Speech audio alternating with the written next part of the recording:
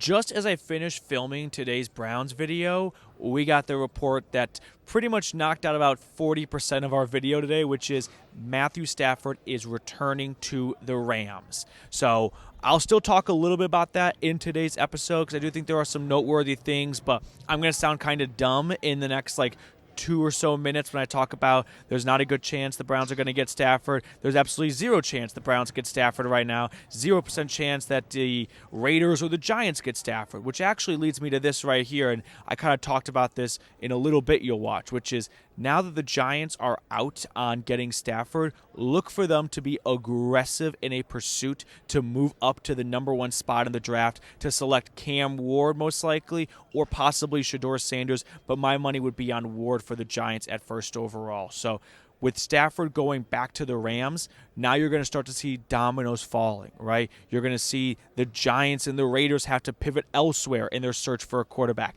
And that could mean a trade up in the draft, which could mean the Browns sitting at 2 may not get the quarterback that they are searching for. So Abdul Carter was rumored to be interested in, or the Titans were rumored to be interested in Carter at number 1. Maybe they're interested in trading down to 2, still getting Carter. Browns get Cam Ward, and Tennessee gets an extra second-round pick out of it. So there it is, just literally, Stone, 2-3 minutes after we finished filming the video, everything I said down the drain because Stafford is staying in L.A., so he's not going to be a Brown, but he definitely will not be a Giant or a Raider either. So now I'm going to throw it back to me from just 10 minutes ago. Hey everyone, welcome to Indianapolis for the NFL Combine. Matthew Peterson here from Radio Row, breaking down a little bit of the news and rumors coming from Indy surrounding your Cleveland Browns. So let's start with the quarterback rumors because the Browns, obviously looking for a quarterback, have been reportedly somewhat interested in Matthew Stafford via the Rams. However, it appears that it is a 2-team race right now, down to the Raiders and the Giants. Now, we've been in this spot before where the Browns kind of emerged at the last moment. Happened with Brandon Ayuk and the 49ers, so I'm not going to completely eliminate Cleveland, but it definitely does not appear that the Browns are in heavy pursuit of the Super Bowl winning quarterback. Now, a possible reason why is, well, the only reason why Stafford's going to get moved is because of his contract, and the Rams maybe not feeling like it's a good time to ink themselves into a long-term deal for a 37-year-old QB who's had some injury history over the last few seasons. Also, he is looking for a big, fat new contract, right? He's got just 2 years left on it. He's making $40 million a season. That's 15th most in the NFL. My guess is he's looking for a contract that pays him $50+ million a season, putting him in top 10 territory. Do not get the sense that the Browns want to back up the Brinks truck for 37-year-old Stafford, although if they feel like that could be something to persuade Myles to stay in Cleveland, I could see them going down that avenue. But as of now, according to Dianna Russini at The Athletic, it looks like it's down to the Raiders and the Giants, and a decision could be coming soon. So that's the update on the Stafford front, but I don't expect the Browns to come out with the former first overall pick. So there we have it on Stafford. Switching gears to another quarterback, Kirk Cousins. ESPN's Dan Graziano has not put out a lot of intel on the Browns pursuing Kirk in heavy pursuit.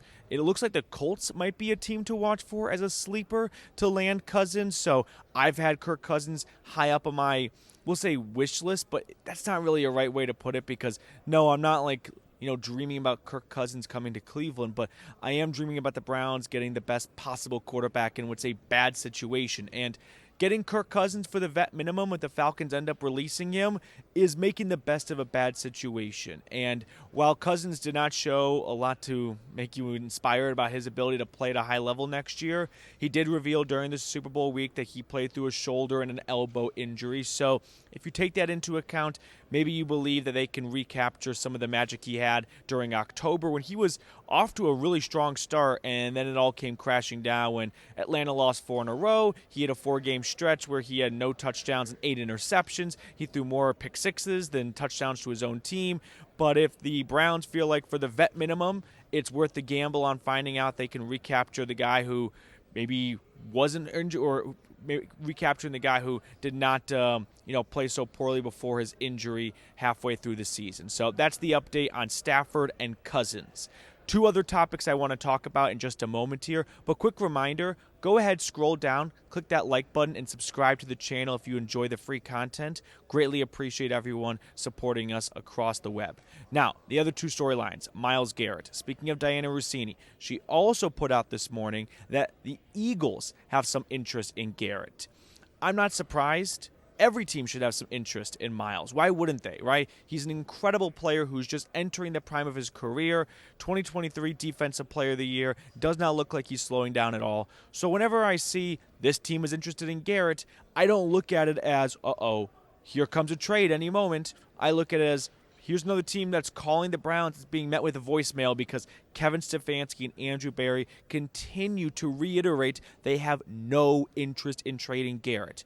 They have some leverage in this. Myles has 2 years left on his contract. If the Browns don't trade him, Garrett's only option is to sit out and collect a lot of fines and miss a lot of games. And we'll find out if he's willing to go to the extreme. Players have done that before.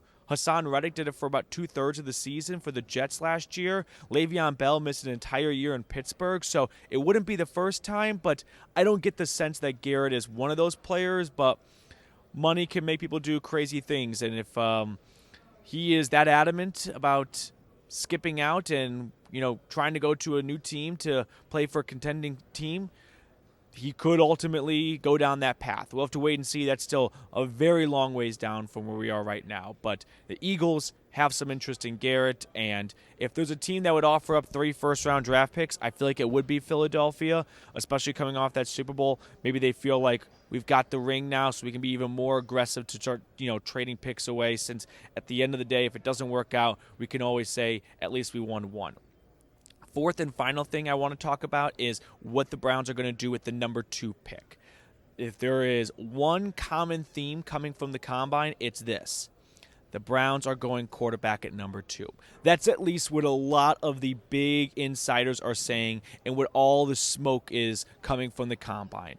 The Browns need to go with the quarterback, and with the number 2 overall pick, they are not going to pass on that opportunity. Do I agree with that assessment? No, I do not. But I can see how the Browns can get to that conclusion of there is no better way to hit the reset button than hitting on a quarterback in the first round.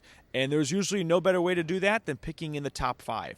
Unfortunately, I don't view this as a very strong and loaded quarterback class, but all it takes is for one quarterback the Browns fall in love with to be the guy. And when you pick second and you like both Cam Ward from Miami and Shedeur Sanders from Colorado, you're guaranteed to have your pick of one of those 2 guys. Now, there are a lot of trade talks going on with maybe the Giants jumping up to 1. So if the Giants are interested in moving up to get, say, Cam Ward, and the Browns maybe don't view Shedeur Sanders as that number 1 quarterback in their eyes and the future franchise QB, then that's going to light a fire under Andrew Berry to make a move himself and try and climb up to number 1 and get the quarterback of his choice. So for a while there, it looked like there would be a good chance the Browns might look to trade back from the number 2 spot and acquire more draft capital. Instead, it might be the complete opposite direction. If they are, adamant that they're going to go select a quarterback, they may not want to risk someone jumping in front of them and taking their number 1 guy. So keep an eye on the Browns and the Titans to maybe orchestrate some type of trade. For Tennessee, if you're going back from 1 to 2, you're probably going to do something very similar to what the Bears and the 49ers did when Chicago jumped up from 3 to 2 to select Mitch Trubisky. All they gave up was a future 3rd-round draft pick.